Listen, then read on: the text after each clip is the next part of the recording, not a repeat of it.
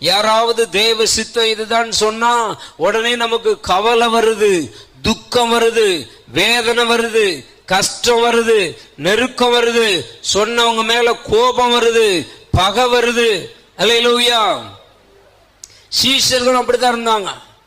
அவர் எந்த நோக்கத்துக்காக இந்த பூமியில வந்தாரோ அந்த நோக்கத்தை குறித்து அவங்ககிட்ட சொல்லிட்டு இருக்கிறாரு. ஆனா அதை கேட்டுட்டு அவங்க என்ன படல? சந்தோஷப்படல. என்ன படுறாங்க? துக்கப்படுறாங்க. அல்லேலூயா. ஆண்டுடைய காரியத்தை செய்யறதுக்கு நம்ம சந்தோஷப்படணுமே தவிர நினைச்சக்கூடாது, துக்கப்படக்கூடாது. ஆண்டவர் ஒருவேளை கல்வாரி சிலுவையில அடிக்கப்பட்டு ரத்தம் சிந்தி மரித்து உயிரோடு எழுந்திருக்கலன்னா நாம இன்னைக்கு என்ன செய்யப்பட்டிருக்க முடியாது? ரட்சிக்கப்பட்டிருக்க முடியாது, விடுவிக்கப்பட்டிருக்க முடியாது, ஆசீர்வதிக்கப்பட்டிருக்க முடியாது. நிறைய